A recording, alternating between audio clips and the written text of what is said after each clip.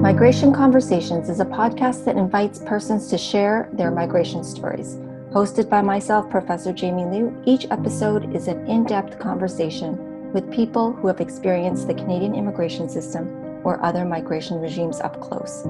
We talk to migrants, immigrants, lawyers, policymakers, advocates, and experts. We hope that these conversations shed light on the challenges migrants face through their own voices.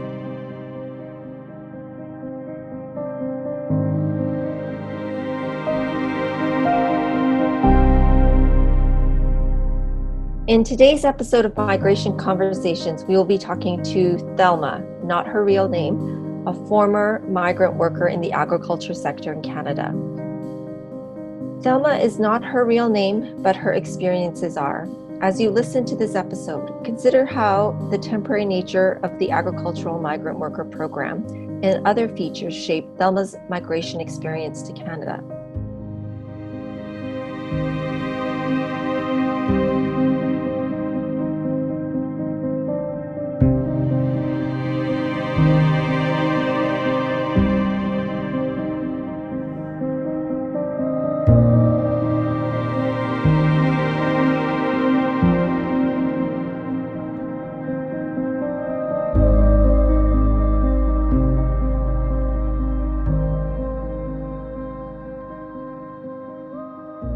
Thelma, I want to thank you for joining us today and for generously sharing your story. I wanted to start by asking you where you are from. Thank you for having me. I am from Jamaica. Yeah, and can you tell me why you decided to come to Canada and how you were able to get to Canada?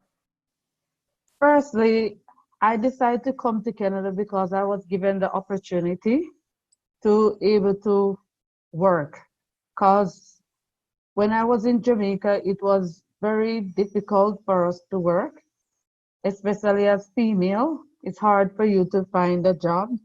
So, and even if you're working, the minimum wage is so low that sometime when I'm working, I, I, I was able not to save any money. I was more in debt more than what I was earning. So when given the opportunity to come to Canada, it was pretty exciting, knowing that I can able to provide for my family. So you came to Canada to work on a farm. Can you tell me how you found out about how you were able to come to Canada, what it was like to apply to come to Canada?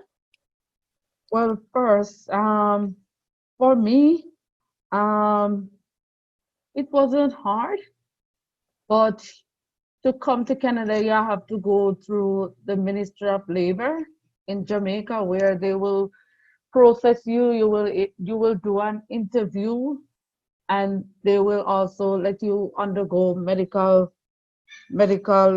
tests to ensure that you're well fit to able to work. Great. So you came to Canada to work on a farm, and what was your job on the farm? What did you actually do? My job was working in the warehouse where we were picking vegetables, where we were packing vegetables, sweet peppers, tomatoes, cucumber, etc. So we were basically packing while other persons were picking in the field. So we were the one who packed our shipment. So doing that type of work, we have to work long hours. So it was very a stressful job, knowing that you are not able to stop because they treat us like a machine that will just continue just moving. So when you stop and even to take a stretch, they will come and they will shout at you and telling you that you need to go faster. So that's the type of environment that we were working under. Thelma, you explained some of the conditions. I wondered if you could tell me what your working hours were like and what the warehouse looked like where you were? Okay, the working hours were from like 3:30 in the afternoon until sometime 4:35. Um, it varied, but mostly we always go over the 12 hours limit. So when we worked that extra hours, because we were pretty new, so we didn't know what the system was like you should work 8 hours, and after 8 hours, you're entitled to receive overtime pay. So we wasn't aware of that because we were not given the information that was necessary for us. So the warehouse that we were working, it was really bad for the fact that they didn't have any male to assist us as females. So it was like we as female have to lift up over 20 pound of crate with tomatoes or cucumber, and we will have to pat them on the skid. So basically, because of that, I know of persons who were injured with their back, and when that information was told to the employer, they were trying to cover it up because WSIB was going to get involved in it. So because of that, now they try to get other male to come when they realize that WSIB would come for an investigation. So they have their ways of covering their own track to ensure that what they're doing is safe, which is not. Thelma, thank you for sharing that. So from what I understand is that the work that you had to do in the warehouse packing vegetables involved a lot of heavy lifting. Yes. And a lot of lifting that perhaps was more than what was allowed under the regulations allowed, and that WSIB had expressed concerns about the lifting and the heavy lifting that you were doing, and advised that assistance was needed in the warehouse, and that whenever WSIB visited these warehouses, your employer arranged it so that there were men inside the warehouse so as to appear that they were meeting the regulations. Is that correct? Yes, correct. So can you also tell me a little bit more about, aside from the long hours and the heavy lifting, you also mentioned that you were barked at, that you were told to continuously work, that you were treated like machines, but also what it looked like in the warehouse, what it felt like to be there. If you could describe it a little bit more for our listeners as well. Working in the warehouse, um, there was a lot of racism where, well, basically, for me, the farm worker system is designed um, in a way that will cause um, persons to compete against each other. So it's like a competition. So for me to say that you have like the Mexican on this side, then you have the Canadian on that side, and the Jamaican or different country on the other side. So what they basically do, they will give us as Jamaican, they will give us from my experience what I saw happen, they will give us the harder type of the job to do. And the other persons like the Canadian, they will give them the lighter work to do. And they were free to stop and go to the washroom and those stuff without any problem. As us as migrant workers, they had a time limit. So even by going to the washroom, they will time us. And if you're not back before that time, they will send someone in the washroom for you to get out. So the system is designed. There was too much racism in the fact that some persons they will try to give the migrant worker the harder, the dirty, and the harder job to do, while the Canadian will just do the light type of job. The warehouse is they have a lot of machine, and when those machine are not functioning, your hand became the machine, and they expect you to go the same speed as how the machine is going. So you have a line that is long, and then will have parcels in different colors of the sweet peppers. They will be on another line, while two or three will be on one line. And then you have the other side where when the machine run down, then the other person will be on the other side. So basically what happened, the other side would be like the Canadian. So we are the one who was clipping and ensuring that all the products were in good standard before they were passed to the next step, which is the packing process, where they will only take up the sweet pepper and they will put it in the container or the Ziploc bag, and just somebody, and then that's the only thing they will do. And then another person at the end of the line, they will seal it, and then another person will be there packing. So we as migrant workers, we were given the harder type of job, because if the product is not um, up to standard, if it's not good and it passed till it reached the end, then we will be the one who will get all of the blame. So it was, for me, I was very disappointed, because I didn't know that's how the Canada system was like. So for me, it was really disappointing knowing that I thought it would be more than what it was, or it claimed to be, because I didn't know that Canadian, this country, still they are still racism, because I thought all of these stuff were abolished, abolished long time ago. But being here, it really bring back all of those stuff that was happening before I even was born. So it's sad to know um, that these things are still happening. It is sad, Thelma. I'm really glad you pointed that out, and I'm glad that you're able to share this experience so that other people will realize that there are very racist institutions and practices still in place in Canada. I wanted to ask you, how much did you actually get paid? What was your hourly wage? And like you said, you were not getting paid overtime, but tell us a little bit about what you were getting paid for the work that you were doing, the hard work that you were doing. We were getting paid $10.25.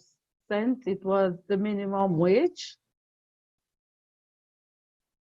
per hour. So that was the percentage that we were getting. And you never received any overtime payment for work that you worked over the 12 hours that you were asked to work per day? No, we never received it at first. About we work about 6 months before we start to receive it. So that 6 months that we were working, they know that we're entitled to do it, to receive it. Because what happened at first, that a Canadian person, she I think she went to the office about it, and I know that they either they fire her or she leave, but something happened and she wasn't working there anymore. Cause what happened? We and some of the Canadians were pretty close, and because they're easy to access and they know the law and everything, we wasn't aware of it. So they tried to separate us so that they won't able to give us any information that we need. So that happened at first.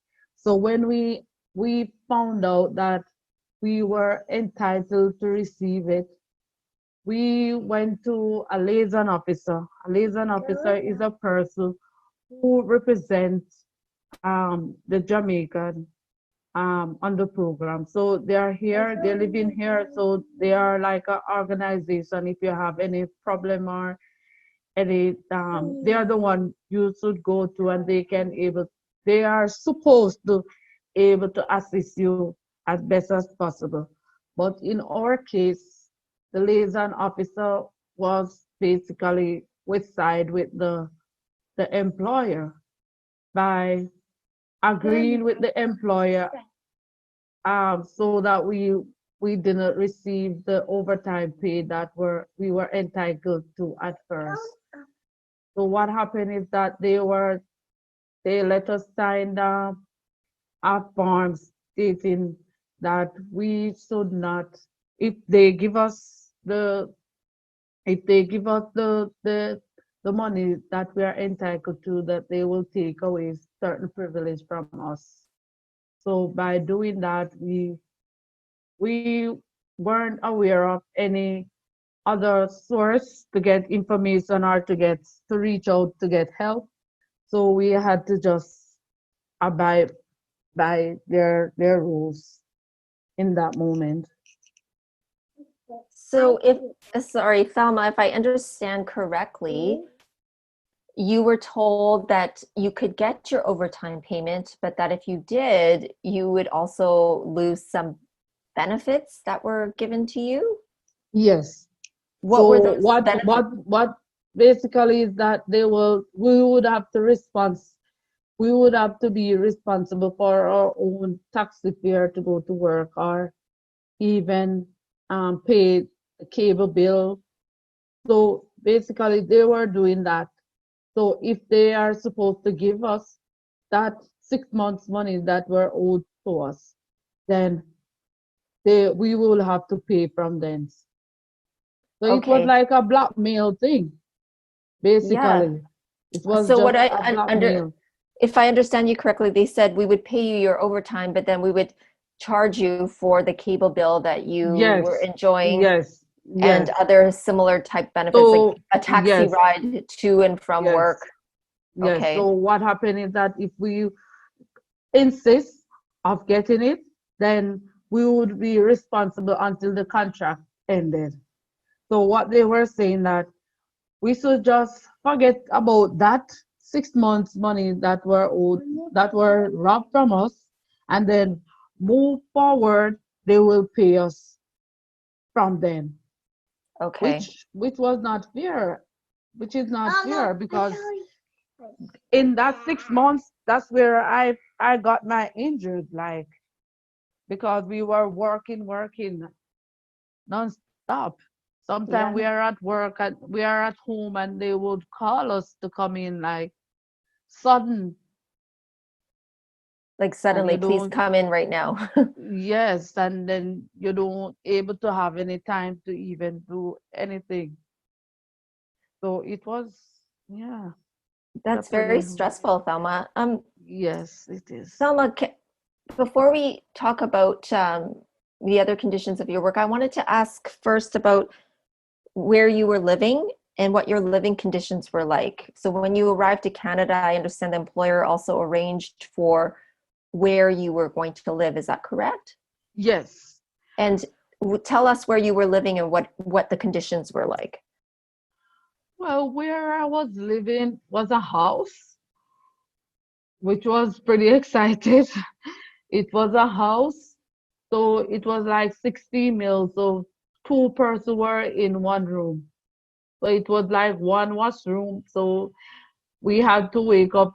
Well, for me, I had to wake up if I'm on the morning shift. We start around, I think it's 6:30. I would have to wake up like 4:30 in the morning to have a bath, because for six person, it's really hard to have one washroom. So it was, and then you have only one stove, you have one fridge.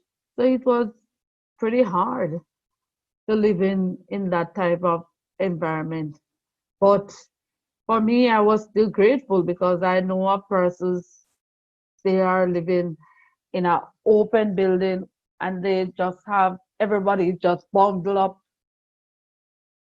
and you have like 12 persons in one little open space. You don't have any privacy, even a door to close, you know. So for me, I was pretty, that was, that was very good in the sense that we were able to not too much of us were in one room, just two persons. So I was happy for that. Thank you for sharing, Thelma. Can you tell me when you started working at that farm and how long your contract was for and how long you actually worked for that farm? Well, I started in June 2013 and my contract ended in June 2015. So it was a 2-year contract. And during that time, did you ever feel comfortable enough to talk to your employer about your working conditions, the issues that you'd raised about the heavy lifting, the long hours, the fact that people were treated differently on the floor? To be honest, I didn't say anything, but I know other persons do. And when you go to them about any concern you have, they will pick on you. They will pick on you until you you get fed up or you decide that you want to go. They will pick on you and give you the more harder type of the job to do. So I just do it the best of my ability and just pray that this contract will end so I can get the hell out of there. Thank you, Thelma. I understand that towards the end of your employment, you were injured. You mentioned that earlier as well. Can you tell me what happened and how you were injured? Well, because of the everyday clipping, because as I said that they were giving us as migrant workers a harder type of job. So basically for me, I wasn't rotating for the 2 years that I was working there. They didn't rotate me because normally this type of job you have to rotate persons. You can't have one per set of person just always clipping while some just doing the lighter job. So because of that, I have my finger, my hand was injured, my right hand was injured. So because of that, they said that I have repetitive, um, um, yes. So Repetitive stress injury? yes. So what happened is that my finger it's not able to bend. So because of that, they had to do a surgery to try to fix it. But um, it is still the same because if you have injured certain part of your finger, it can cause by your pain. So because of that, I'm still not able to use it the way I used to. I'm sorry to hear that, Thelma. I wanted to ask whether you had any issues accessing healthcare or assistance, or how you were able to get the help you needed once you were injured. Well, I didn't have any issue of getting health care. Even when my contract was ended, I was still receiving health care. Um, what happened is that when I first, when the injury just first happened, I went to the hospital, and then from there gave me a, they signed me up for the WSIB, and then from then the WSIB reached out to the employer for to reach out to me and stuff. So in my case, it was pretty smooth um, because from the moment I went to the hospital and they asked me how it happened and stuff, they sent me in the form the same day. So it didn't take a while for them to the WSIB to reach out to me to try to solve it, but it They were trying therapy at first and everything, but it still wasn't working. And then I end up I have to go to a specialist, which from there he tried to give me injection to let the swelling go down. So by doing that for a while, it still wasn't working. So they decided that they had to do the surgery to see if it will work. So it was pretty smooth. The WSIB was really helpful. So WSIB is the Worker Safety Insurance Board. That's Yes, correct? it is. Yes, it is. Yes. And I understand that you were able to connect with the WSIB and eventually connected with a lawyer. Can you tell me how that happened? How did you get the help and support you needed once you were injured? I understand you connected with some very helpful people. Well, um, with the WSIB, they they basically helped me. Yeah, I don't have anything to say about that. They basically helped me because even when my contract was ended, I was still going therapy, and they sent me to um it's like where you go to a school. It's not a basically school, but it's like a program that you go to for 6 months, like to get a retraining. So they pretty helped me in that aspect. Um, so when I first get injured, one of my roomies, she gave me a number. So when I called the number, it was one of the founder of Justice for Migrant Worker, named Chris Ramswell. Ramsey. So what happened? I called him, and from then we spoke, and then he connect me to a lawyer. Um, so the lawyer, the group of the lawyer is Iowa. So they are basically they help migrant workers. So they're like a free organization where if someone is injured, they represent them, and they help them in different aspects to know information and everything. So when I first connect with the group, um, that's what happened.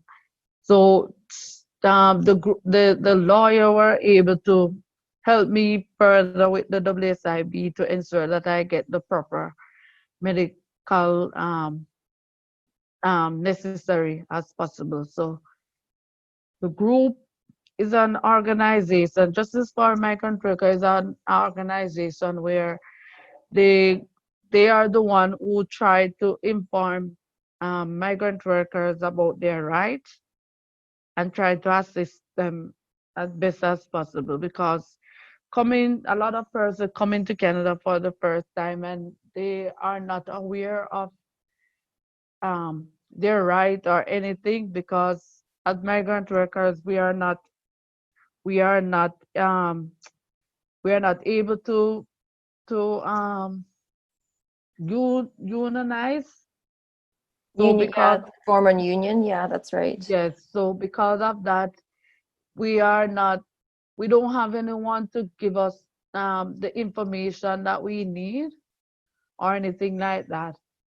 So, Thelma, can you tell me when you were injured, did you go to your employer and tell them about your injury or ask them for support?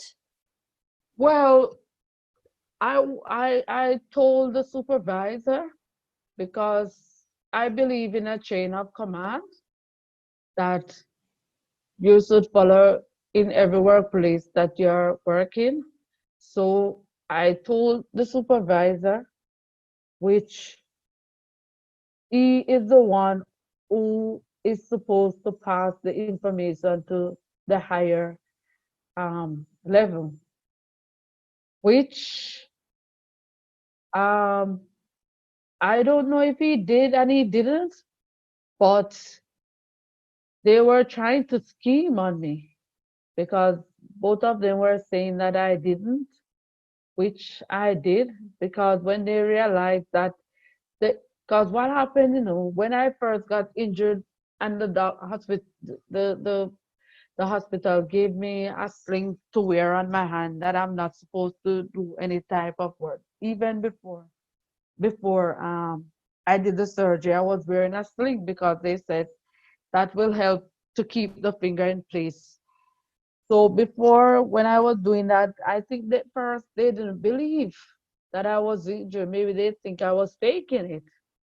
So when I actually did the surgery now, that's the time their eyes maybe open. So when they realized that they were trying to say that I didn't report the incident, which I did, and they were trying for me to sign that document stating that I didn't. So they were trying to to let me sign away my rights. So we as migrant workers, we have to be careful, and um, we have to open our eyes because they all work together to cover their trap or to cover wrongdoing.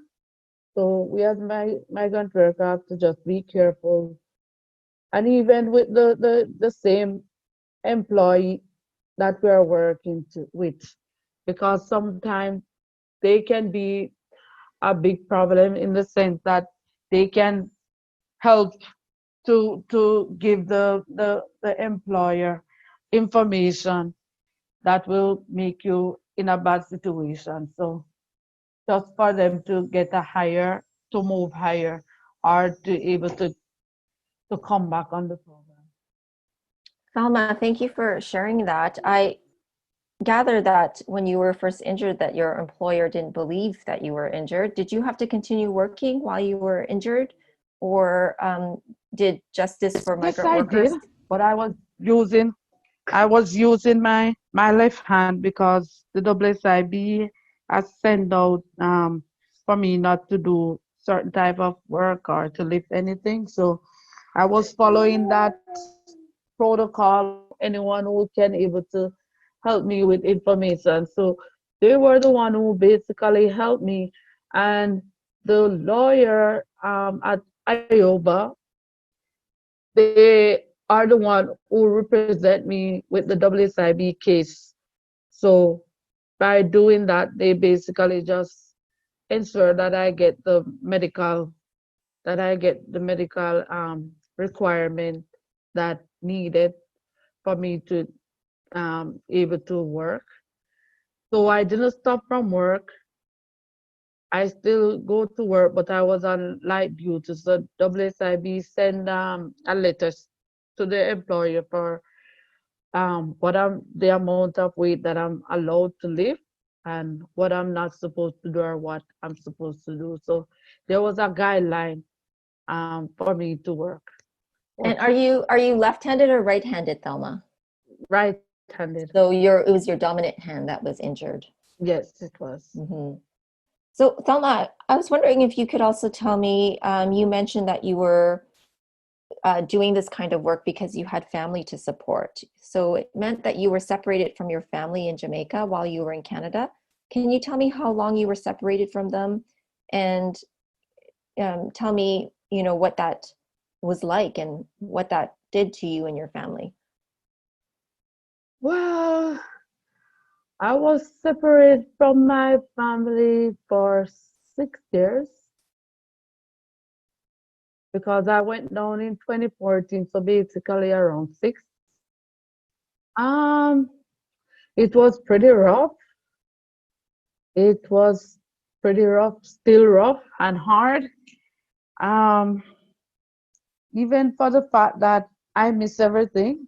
I miss to be around my family and in a strange country where you are treated as slave, doing a job that provide the basic necessary food for Canadian, and yet still they are not treating us as migrant workers fairly. And to know that we are the one who provide their vegetables, because if we don't do the job, there will be no one doing it because they don't want to do it. So basically For me, it's really hard knowing that um, we are doing this type of job and we are not recognized. We are looked down at because a lot of persons um, they look down on us for the sense that because we are not working in an office or we are not doing those type of other jobs that we are not doing anything that will bring benefit or just we are just doing dirty type of job. So basically for me that was pretty hard to process and for the fact to know that I miss everything, even my sister, because I recently lost my sister in 2018, and for the fact that my sister died and I didn't wasn't able to go and for the funeral, and then recently, my both grandparents died, in one in May and one in June, 2 weeks apart, and I still wasn't able to go for the funeral. So I'm just trying to keep it together because I have my son, and I'm just trying for him to have a better life than what I have. Thelma, that sounds really hard to be struggling with that family separation. I'm sorry you have to endure that, especially given the losses that you've endured while you were in Canada. Um, I wondered if you could talk about how you have been watching the news and the discussions on how migrant workers on farms are contracting COVID-19 and being blamed for the spread of the virus. You're currently not working at a farm, but I wondered if you had any comment on how, migrant workers are being depicted in the media or how people are talking about them in this pandemic. Do you have any thoughts about that? Um, what in my I think about this a lot because I am saying to myself, if I if I decide to take someone in my country, firstly, I have to ensure that I make preparation before they entered. So what I think they done wrong, because I think they wasn't prepared enough.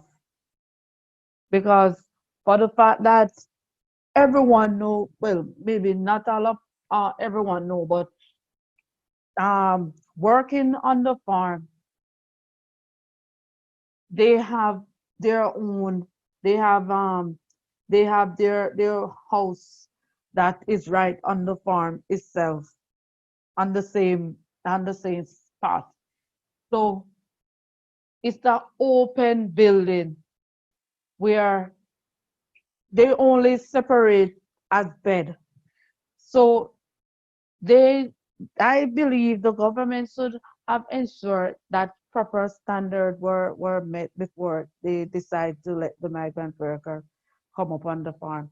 And it's so sad, and to me it's very um, hard to process knowing that because of negligence, persons have lost their life during this time.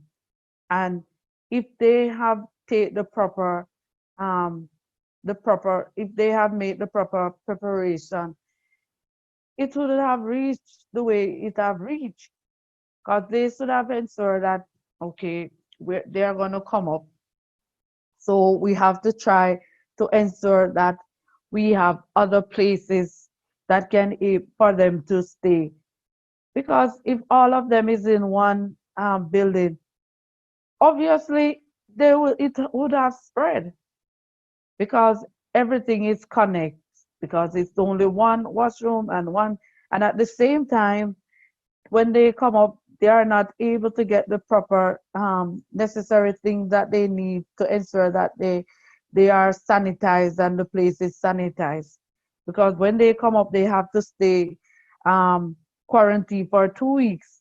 So when they are in quarantine for 2 weeks, what will happen? Because no one is not bringing the necessary things, and for the fact to know that even food, they are not getting proper meal.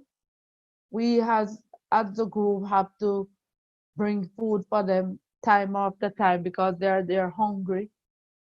And I'm like, what is the government doing about that? Because they need to do something about that to ensure that no more loss, no more family have to mourn for their child because of this virus. Because I know the virus is here everywhere, but at the same time, you have to ensure that persons are coming to provide food for you and your family. You have to ensure that their safety is important, just as though you ensure that your safety is important. So you have to think about them in every process, in everything, to ensure that their life is not snatched away just by not getting the proper necessary equipment, or to ensure that their safety, that they are being safe.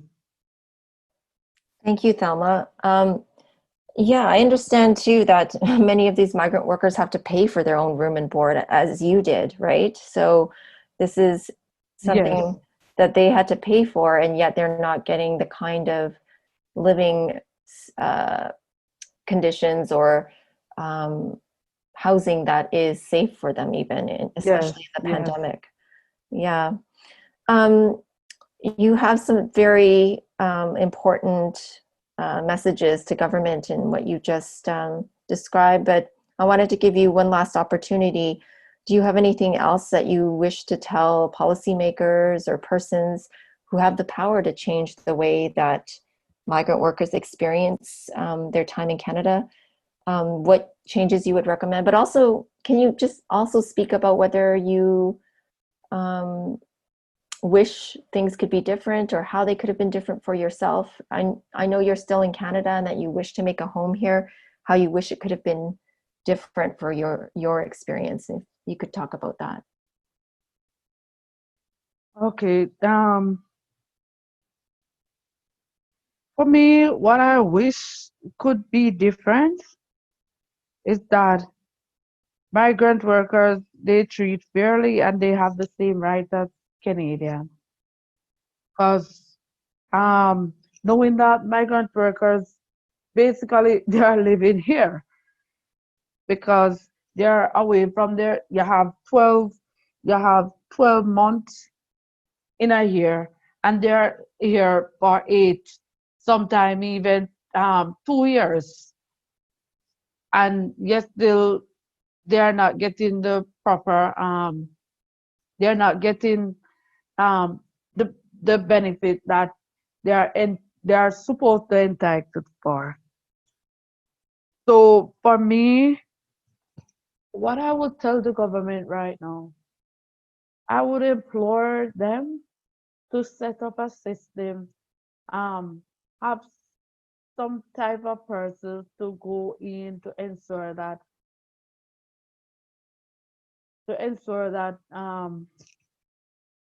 that the the work environment is safe for the migrant workers. Because every year I have seen, since I'm here for 7 years, I have seen and heard so many persons have lost their life because of negligence in the work environment. So I would implore the government to ensure that they set up a system, have someone who go in and check. When you're going, when someone is going to check, don't let the employer know that you're coming. Because when you let them know that you're coming, they will able to adjust whatever need to adjust. Because the system is broken and we need changes. We need changes for better.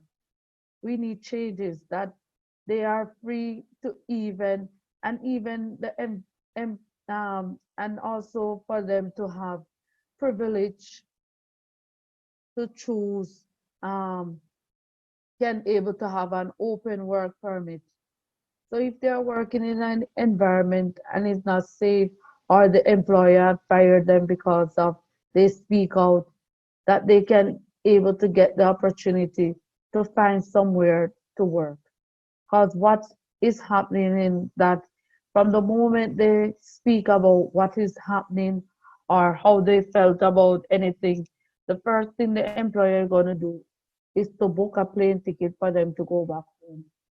Because the employer, to me, it seems like they work with the the airline because they can able to get a ticket just in 5 minutes.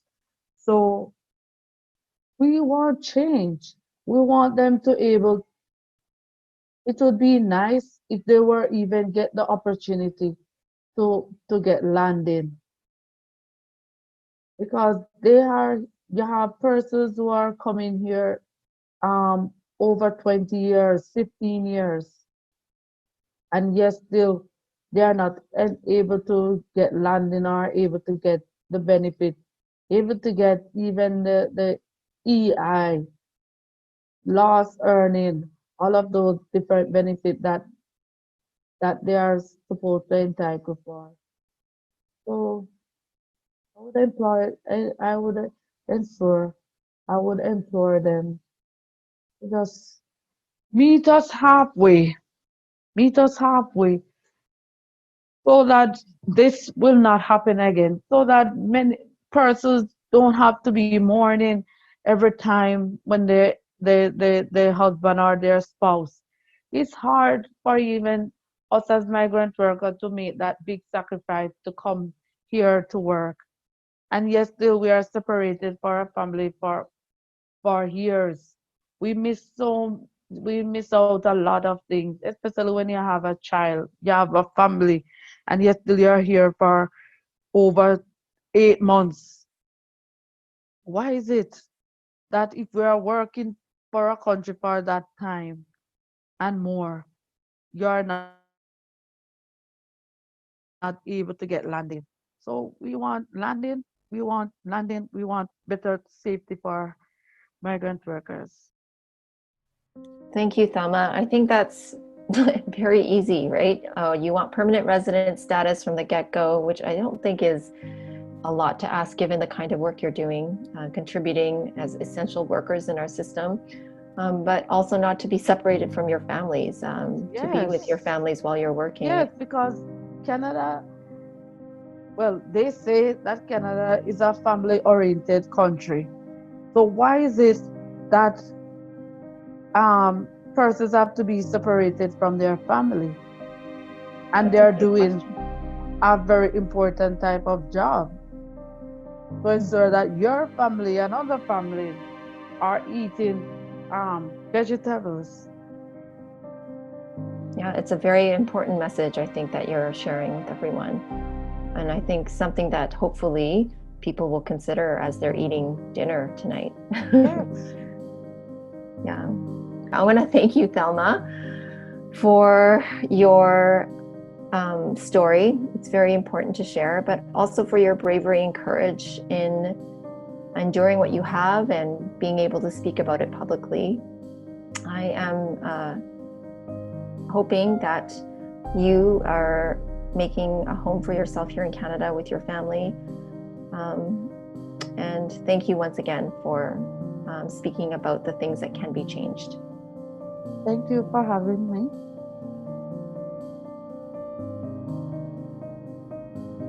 Migration Conversations is created and hosted by me, Professor Jamie Liu, and produced by University of Ottawa Tech Law Fellow June Gleed. This podcast was made possible with the guidance and assistance of University of Ottawa Tech Law Fellow Ritesh Kotak, Carleton University graduate student Rachel McNally, as well as the generous support of Carleton University and the University of Ottawa shared online projects and initiatives. You can find more Migration Conversations episodes on Apple Podcasts, Spotify, Google Podcasts, and YouTube with closed captions. Thank you for listening, and a special thank you for all the guests who have shared their experiences publicly.